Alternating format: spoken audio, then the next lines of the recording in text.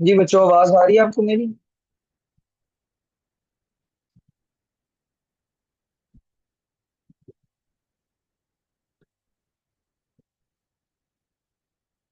Okay, very good.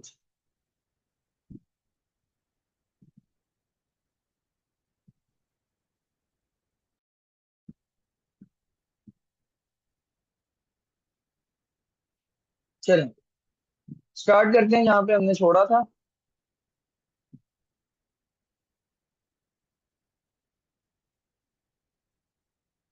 सो हम लोग precision and accuracy पे बात कर रहे थे। हमने ये कहा था कि प्रिसीजन का मतलब है वैल्यूज आपस में कितनी करीब है, और एक्यूरेसी का मतलब है कि वैल्यूज ट्रू वैल्यू के कितनी करीब है। तो अब हम इनमें एक डिफरेंस की फॉर्म में देखते हैं कि what is the difference between precision and accuracy. तो सबसे पहले हम लोग प्रिसीजन के कॉन्सेप्ट को देखते हैं। तो प्रिसीजन क्या है? प्रिसीजन है how close the measured values are to each other. यानी मेजर्ड वैल्यूज आपस में कितनी करीब है। How close the measured values are to each other, एक दूसरे के कितनी करीब है मेजर्ड वैल्यूज, उनको बच्चे आप लोग बोलते हैं प्रिसीजन। जबकि अगर हम एक्यूरेसी की बात करें तो एक्यूरेसी का मतलब है how close the measured values are to true और एक्चुअल वैल्यू। यानी हमारी वैल्यूज ट्रू वैल्यू या एक्चुअल वैल्यू के कितनी करीब है, उसको बोलेंगे how close the measured values are to true और एक्चुअल वैल्यू।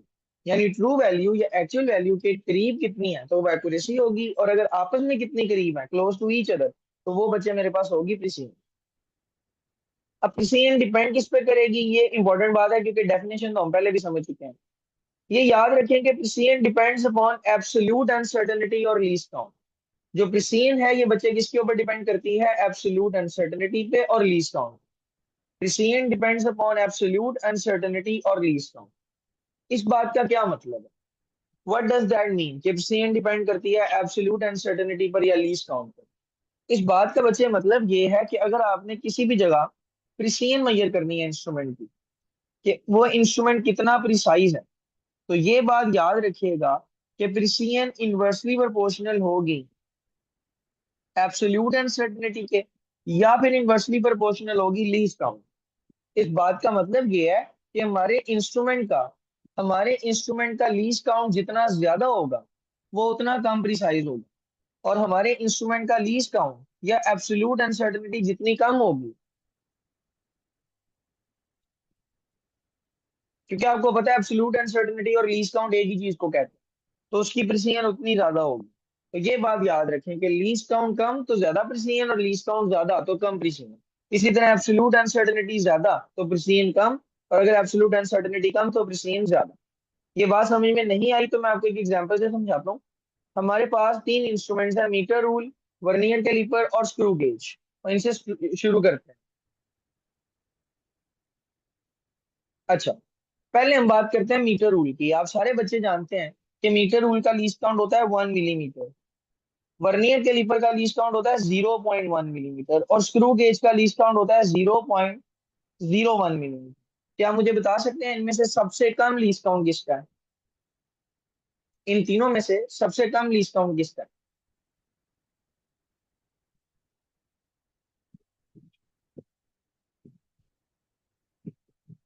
बिल्कुल, इन तीनों में से सबसे कम या सबसे छोटा लीस्ट काउंट स्क्रू गेज का है। इसका मतलब है मैं बोलूंगा कि जो स्क्रू गेज है उसका लीस्ट काउंट सबसे कम है। Screw gauge has least least count, या फिर मैं बोलूंगा स्मॉलेस्ट लीस्ट काउंट। तो इनमें स्मॉलेस्ट लीस्ट काउंट हमारे पास किसका है? स्क्रू गेज का।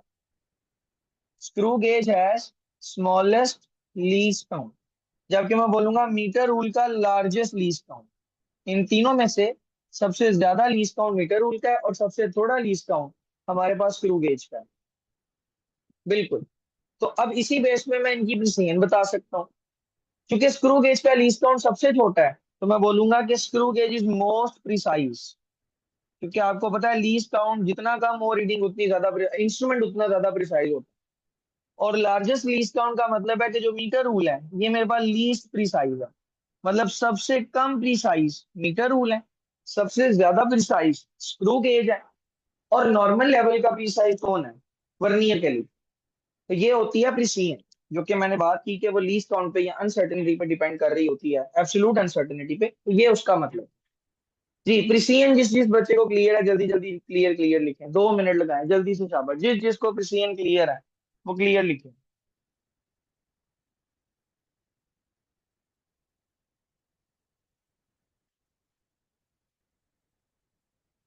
वेरी गुड, शाबाश। चल, अब आए एक्यूरेसी पे। पहला पॉइंट हमने एक्यूरेसी का क्लियर कर लिया। Very good, very good. ठीक है, शाबाश। चलें, अब बात करते हैं आगे, एक्यूरेसी के ऊपर बात। जहां पे प्रिसीजन एब्सोल्यूट अनसर्टेनिटी पे डिपेंड करती है, जो हमारी एक्यूरेसी है वो किस पे डिपेंड करती है, तो ये बात आपने याद रखनी है कि accuracy accuracy depends upon fractional और परसेंटेज अनसर्टेनिटी। या तो ये फ्रैक्शनल अनसर्टेनिटी पे डिपेंड करेगी या परसेंटेज, दोनों पे करती है डिपेंड। अच्छा, अब ये इस बात का क्या मतलब है? इस बात का मतलब ये है कि जो मेरे पास एक्यूरेसी होती है, एक्यूरेसी, वो हमारे पास इनवर्सली प्रोपोर्शनल है फ्रैक्शनल अनसर्टेनिटी के। या फिर हम ये भी बात कर सकते हैं कि जो मेरे पास एक्यूरेसी है वो मेरे पास इनवर्सली प्रोपोर्शनल है परसेंटेज अनसर्टेनिटी के। क्वेश्चन है कोई? सर लीस्ट काउंट जितना कम होगा वो उतनी क्लोज वैल्यू में ये करेगी। जी बिल्कुल, जितना लीस्ट काउंट उसका कम होगा उसकी प्रिसिजन उतनी ज्यादा होगी और वैल्यूज उतनी ही क्लोज टू ईच अदर आएंगी। वेरी गुड, यही बात का मतलब है। तो बच्चे ये बात आपने याद रखनी है कि accuracy is inversely proportional to fractional uncertainty, या accuracy is inversely proportional to percentage uncertainty. और मतलब इसका बड़ा आसान है कि अगर फ्रैक्शनल अनसर्टेनिटी ज्यादा है तो एक्यूरेसी कम होगी, और अगर फ्रैक्शनल अनसर्टेनिटी कम है तो एक्यूरेसी मेरे पास ज्यादा होगी। जी अल्फा बच्चे क्वेश्चन पूछें।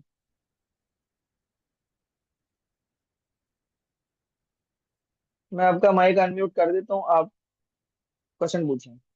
जी।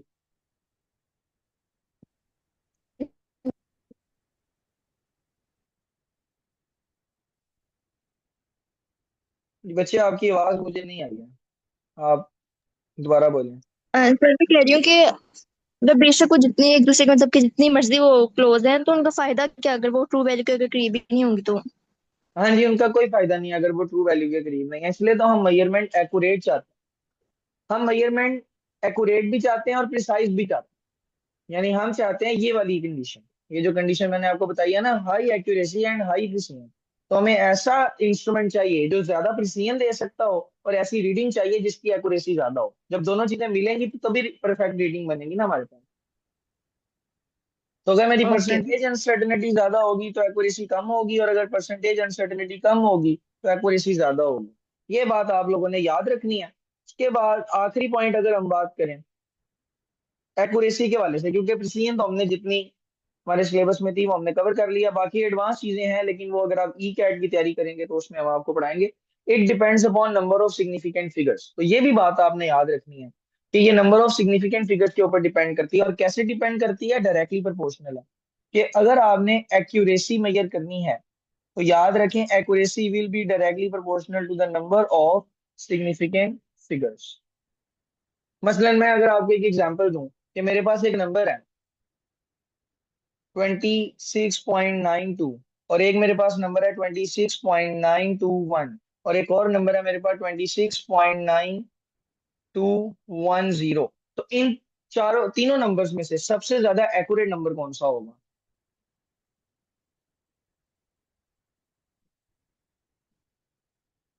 बताएं जरा जल्दी से, इन तीनों में से सबसे ज्यादा एक्यूरेट कौन सा नंबर होगा?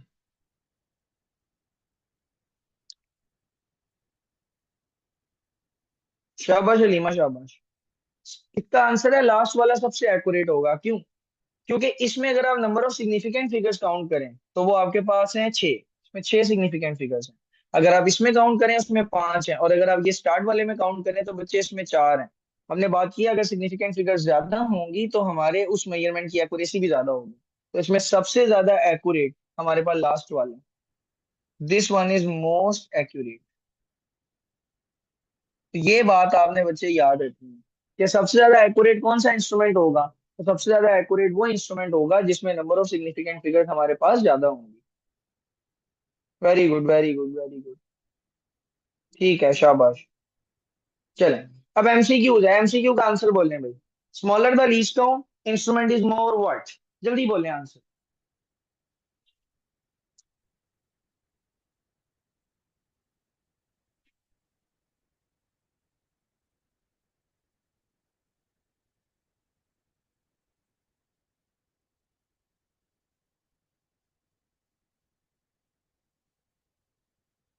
Precise, precise, very good.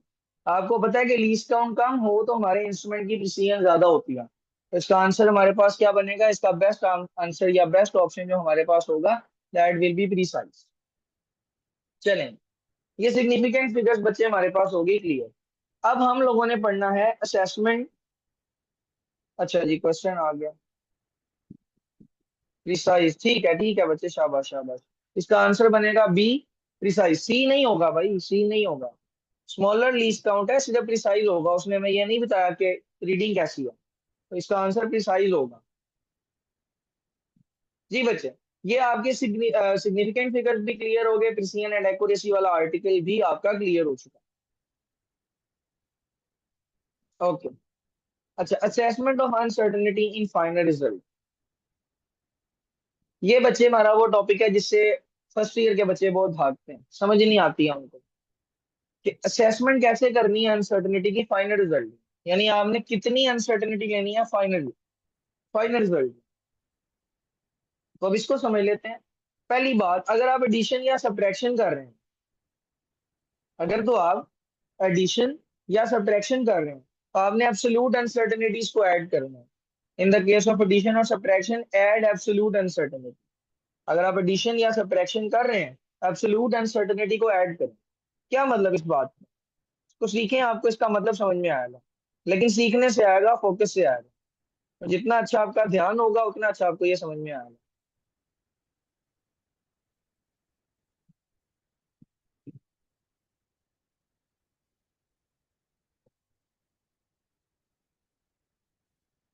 जी, तो ये आपके पास एक प्रॉब्लम है। आपको पहला डिस्टेंस दिया गया x1 to 15.4 plus minus 0.1 centimetre, और दूसरा नंबर आपको दिया गया 25.6 प्लस माइनस 0.1 सेंटीमीटर। अब आपने इसको कैलकुलेट भी करना है, और कैलकुलेट का क्या तरीका उसने बताया हुआ? कैलकुलेट का तरीका उसने बताया कि आपने इनको सब्ट्रैक्ट करना है दोनों को। तो एडिशन या सब्ट्रैक्शन का क्या रूल है कि एब्सोल्यूट अनसर्टेनिटीज को ऐड करना है। ये आपकी एब्सोल्यूट अनसर्टेनिटीज है जो मैंने हाईलाइट की है, इनको ऐड करना है आपने, लेकिन पहले नंबर्स को सॉल्व करें। अब नंबर आपके पास बच्चे हैं 25, इसको माइनस करना है फर्स्ट नंबर से 15.4। तो अगर आप इन दोनों को सब्ट्रैक्ट करते हैं तो आपके पास आंसर आता है 10.2। अब सवाल किया कि प्लस माइनस में अनसर्टेनिटी कितनी लिखनी है। तो आपको रूल मैंने बताया कि जो आपकी एब्सोल्यूट अनसर्टेनिटी की वैल्यूज है, आपने इन दोनों को ऐड कर देना। तो आप यहाँ पर एब्सोल्यूट अनसर्टेनिटी को ऐड करेंगे, यानी 0.1 प्लस 0.1। तो 0.1 और 0.1 को आप ऐड करेंगे तो आपके पास आएगा 0.2। तो आप यहाँ पर जो एब्सोल्यूट अनसर्टेनिटी लिखेंगे वो लिखेंगे 0.2 सेंटीमीटर। तो ये वो चीज है बच्चे जो हमने कैलकुलेट करनी थी, और कैसे करनी है? अगर हमारी वैल्यूज ऐड या सब्ट्रैक्ट हो रही हैं, तो एडिशन या सब्ट्रैक्शन के केस में आपने एब्सोल्यूट अनसर्टेनिटीज को ऐड कर देना। जैसे यहाँ पर मैंने एब्सोल्यूट अनसर्टेनिटीज को ऐड कर दिया। एक और एग्जांपल लेते हैं ताकि ये चीज आपको और अच्छे से क्लियर हो सके।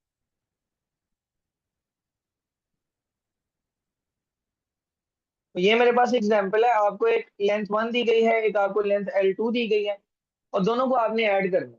दोनों को अब आप किस तरीके से ऐड करेंगे?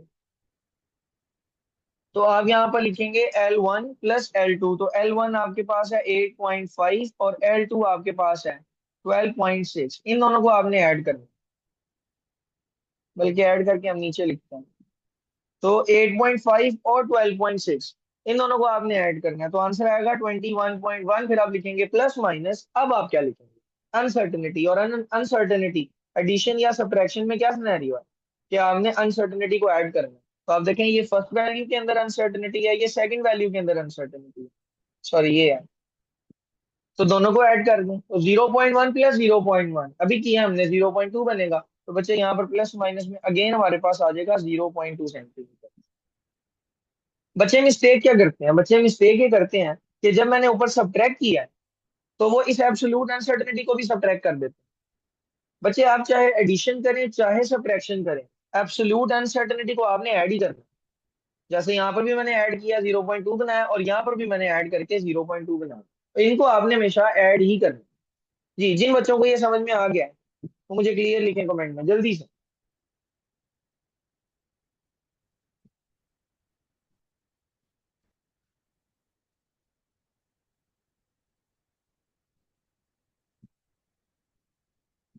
चले, वेरी गुड। अब हमने देखना है मल्टीप्लिकेशन और डिवीजन में क्या सिनेरियो होगा। अगर हम मल्टीप्लिकेशन और डिवीजन कर रहे हैं तो फिर हमने क्या करना है? तो उसके लिए बच्चे रूल है कि आपने परसेंटेज अनसर्टेनिटी को ऐड करना है, एब्सोल्यूट को नहीं ऐड करना।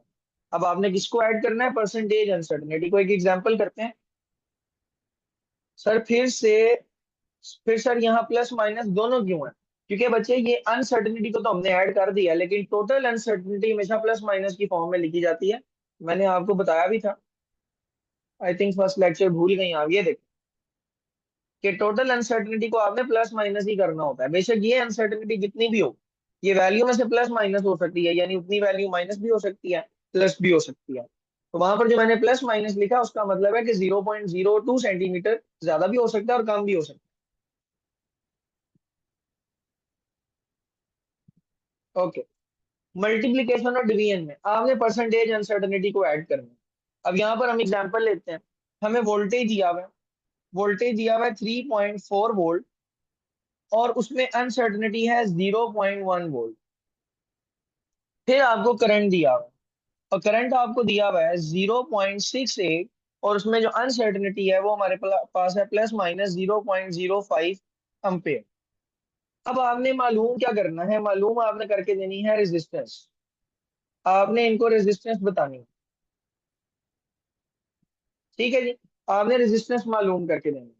आप कह रहे हैं कि जी हमें रेजिस्टेंस बताना। तो अब आप सारे बच्चे जानते हैं कि जो रेजिस्टेंस होती है उसका क्या फार्मूला होता है? रेजिस्टेंस का फार्मूला होता है वोल्टेज ओवर करंट। तो पहले हम इसको निकाल ही लेते हैं। वोल्टेज की वैल्यू 3.4 वोल्ट, करंट की वैल्यू 0.68 एम्पेयर। तो आप 3.4 को 0.68 से डिवाइड कर लें, तो 3.4 डिवाइड बाय 0.68 होगा 5। तो आपके पास जो रेजिस्टेंस आएगी वो आएगी 5 ओम। अब प्लस माइनस में क्या लिखना है? तो प्लस माइनस में वो कहता है कि परसेंटेज अनसर्टेनिटीज को ऐड करना है। परसेंटेज अनसर्टेनिटीज को आपने बच्चे क्या करना है? ऐड करना है। तो पहले हमें निकालनी पड़ेगी परसेंटेज अनसर्टेनिटीज। तो अब पहले हम यहाँ पर कैलकुलेट करेंगे परसेंटेज अनसर्टेनिटी इन वोल्टेज। अब वोल्टेज में परसेंटेज अनसर्टेनिटी को कैलकुलेट करते हैं। तो परसेंटेज अनसर्टेनिटी का फार्मूला आप सब बच्चों को सिखाया है मैंने। Percentage uncertainty is equal to absolute uncertainty divide by measured value multiply by 100। ये सबको मैंने याद करवाया। अब एब्सोल्यूट अनसर्टेनिटी वोल्टेज में अगर हम देखें तो वो है 0.1, तो एब्सोल्यूट अनसर्टेनिटी आ जाएगी 0.1।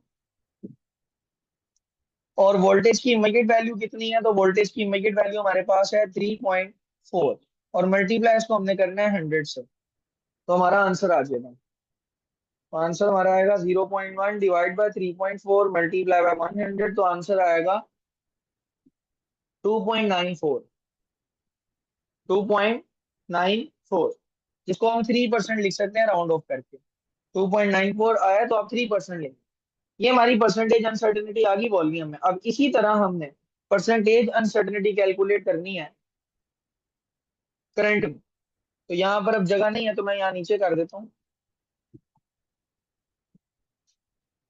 इस जगह पे कर रहा हूँ परसेंटेज अनसर्टेनिटी इन करंट। तो परसेंटेज अनसर्टेनिटी का फार्मूला आप सारे बच्चे जानते हैं कि जो परसेंटेज अनसर्टेनिटी है वो हमारे पास बराबर है absolute uncertainty divide by measured value multiply by 100। Absolute uncertainty current की वैल्यू में 0.05 है, और करंट की मेजर्ड वैल्यू कितनी है? 0.68, और मल्टीप्लाई आपने इसको कर देना है 100 से। तो अगर आप ये निकाल लेंगे तो बच्चे ये आपके पास बनेगा 7%। तो परसेंटेज अनसर्टेनिटी इन करंट 7%, और परसेंटेज अनसर्टेनिटी इन वोल्टेज 3%। तो मुझे बताएं कि टोटल अनसर्टेनिटी कैसे निकालनी थी? तो रूल लिखा हुआ फ्रंट पे, ये देखें। परसेंटेज अनसर्टेनिटी को ऐड करना है। तो अगर आप यहाँ पर टोटल अनसर्टेनिटी निकालना चाहते हैं, कि ये मैंने करंट में निकाल ली है, अब मैं टोटल भी निकालना चाहता हूँ, तो मैं यहाँ पर लिखूंगा टोटल अनसर्टेनिटी। तो बच्चे टोटल अनसर्टेनिटी मेरे पास परसेंटेज अनसर्टेनिटी को ऐड करना पड़ेगा। मैं करूंगा 7% प्लस 3%, तो आंसर मेरे पास आएगा 10%। इसका मतलब है कि इसमें मेरे पास 10% एरर है, या 10% टोटल अनसर्टेनिटी है। अब मुझे निकालनी है वैल्यू, क्योंकि 10%, अब मैं इसको लिखूं तो मैं लिख भी सकता हूँ, ये जो मैंने 5 ओहम लिखा हुआ है, मैं इसमें लिख सकता हूँ 5 ओहम प्लस माइनस 10%। ये मेरा आंसर है। लेकिन मुझे परसेंटेज में नहीं लिखना, मुझे इसको लिखना है एब्सोल्यूट अनसर्टेनिटी की फॉर्म में, यानी वैल्यू की फॉर्म में। तो अब मुझे निकालनी है एब्सोल्यूट अनसर्टेनिटी, और परसेंटेज अनसर्टेनिटी मुझे पता है, तो अब यही वाला फार्मूला यूज करेंगे जो परसेंटेज अनसर्टेनिटी का। तो एब्सोल्यूट अनसर्टेनिटी का जो फार्मूला बनेगा वो मैं आपको बना के दिखा देता हूँ। यहाँ पर जो मेरे पास परसेंटेज अनसर्टेनिटी का फार्मूला बनेगा, सॉरी एब्सोल्यूट निकालनी है मैंने, तो मैं यहाँ पर एब्सोल्यूट अनसर्टेनिटी निकालूंगा। तो यहाँ पर मेरे पास जो एब्सोल्यूट अनसर्टेनिटी का फार्मूला बनेगा वो मेरे पास बनेगा percentage uncertainty multiplied by measured value divide by 100। कैसे आया, जरा ये वाला फार्मूला देखें, ये वाला। तो इसमें आप देखें मुझे एब्सोल्यूट अनसर्टेनिटी चाहिए, तो ये मैयड वैल्यू उधर जाकर मल्टीप्लाई हो जाएगी और ये 100 उधर जाकर डिवाइड हो जाएगा, और यही काम मैंने किया है और मेरा फार्मूला बन जाएगा। अब आप फर्स्ट ईयर में आ गए इतने, तो आपको पता ही होगा, फार्मूला बनाना तो आता ही होगा। अब परसेंटेज अनसर्टेनिटी जो मेरी है वो 10% है, मैयड वैल्यू 5 है, और नीचे मेरे पास 100 है। अब आप जानते हैं कि यहाँ पर ये 0 0 से मर गया, और 5 को 10 से डिवाइड करेंगे तो आंसर मेरे पास आएगा 0.05, सॉरी 0.5। इसका मतलब है कि जो मेरी अनसर्टेनिटी है वो आई है 0.5 ओहम, एब्सोल्यूट अनसर्टेनिटी। तो अब अगर मैं इसको एब्सोल्यूट अनसर्टेनिटी की फॉर्म में लिखूं तो मैं इसको लिखूंगा 5 ओहम प्लस माइनस 0.5। ये ओहम यहाँ पर नहीं लगाना, लास्ट पे लगाना। तो आप यहाँ पर लिखेंगे 5 प्लस माइनस 0.5 ओहम। ये आपका आंसर होगा जी। जिन बच्चों को क्लियर हो गया, क्लियर लिखें कमेंट में, जल्दी से, 2 मिनट लगना, ज्यादा टाइम नहीं लगाना। जिनको क्लियर हो गया वो क्लियर लिखेंगे मल्टीप्लीकेशन और डिवीजन को कैसे सॉल्व करना है, ये इसका पूरा मेथड है। और उसके रिलेटेड एक न्यूमेरिकल भी आपकी एक्सरसाइज में, वो पावर फैक्टर वाला भी है, और उसमें ये भी यूज करना पड़ता है। चल, उसके बाद पावर फैक्टर। तो बच्चे अगर हमारे पास पावर फैक्टर को आपने सॉल्व करना है तो उसके लिए फार्मूला है परसेंटेज अनसर्टेनिटी को पावर फैक्टर से मल्टीप्लाई करना। तो इसके लिए आपको पता है आपके पास परसेंटेज अनसर्टेनिटी होनी चाहिए, you must have percentage uncertainty. तो आपने अपनी परसेंटेज अनसर्टेनिटी को पावर फैक्टर से मल्टीप्लाई कर देना। जैसे यहाँ पर हम कहते हैं कि आपको रेडियस दिया गया किसी भी सर्कल का, लेट से कि आपको कहा गया कि एक सफेयर है और उस सफेयर का रेडियस आपको दिया गया है 1.25 प्लस माइनस 0.01 सेंटीमीटर, ये रेडियस है। अब आपको कहता है कि मैं एरिया निकालना चाहता हूँ, तो आप सारे बच्चे जानते हैं कि जो एरिया होता है उसका फार्मूला होता है पाई आर स्क्वायर। तो अब आप देखें कि ये जो आर है इसके ऊपर पावर फैक्टर आ गया, स्क्वायर आ गया, तो यहाँ पे पावर फैक्टर वाला रूल लगेगा। तो पहले आपको आर में यानी रेडियस में परसेंटेज अनसर्टेनिटी निकालनी पड़ेगी, पहले तो हम यहाँ पे डायरेक्ट एरिया को कैलकुलेट कर लेते हैं ना। तो एरिया, पाई की वैल्यू हमारे पास आएगी 3.14, और रेडियस मेरे पास है 1.25 और इसका स्क्वायर।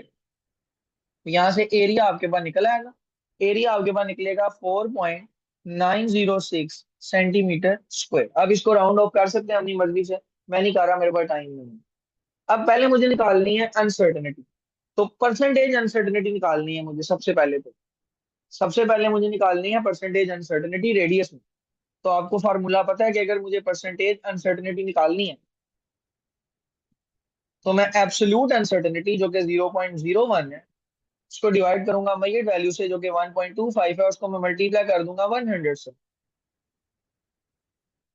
तो जब आप इसको कैलकुलेटर पे करेंगे तो ये मेरे पास आएगा 0.8%। ये मेरी परसेंटेज अनसर्टेनिटी है रेडियस में। अच्छा, अब इसी तरह मैं परसेंटेज अनसर्टेनिटी निकालना चाहता हूँ एरिया में। तो एरिया में क्या रूल है कि परसेंटेज अनसर्टेनिटी को किससे मल्टीप्लाई करना है आपने, पावर फैक्टर से। तो आप परसेंटेज अनसर्टेनिटी को पावर फैक्टर से मल्टीप्लाई कर दें।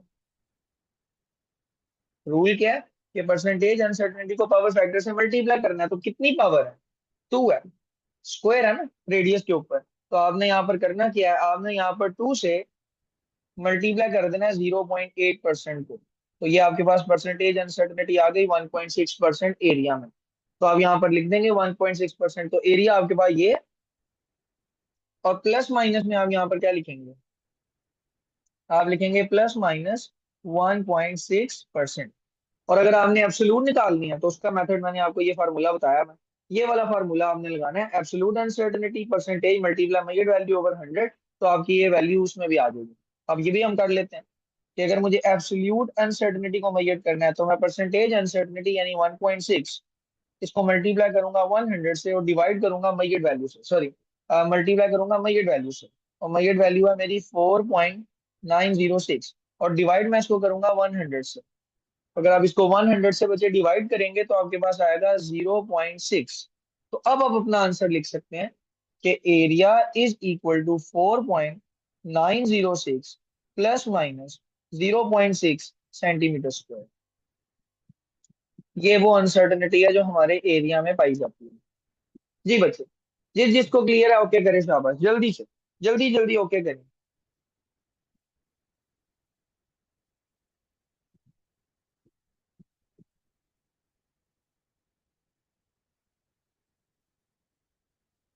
चलें जी, शाबाश शाबाश, ठीक है। किसी का कोई क्वेश्चन है तो पूछ लें and then we will end the class. और कल कल कल संडे है तो कल भी आपकी क्लास होगी, ये ना समझिएगा कि छुट्टी है। 30 डेज का क्रैश कोर्स है, संडेज की छुट्टी नहीं हो सकती है।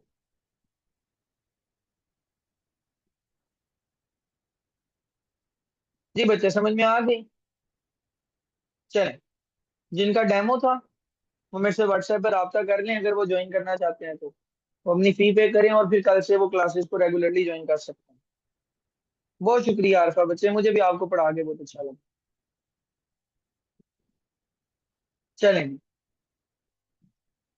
So this was your today's lecture, I hope so आपको समझ में आई होगी। बहुत शुक्रिया, अपना ख्याल रखिएगा, अल्लाह हाफ़िज़।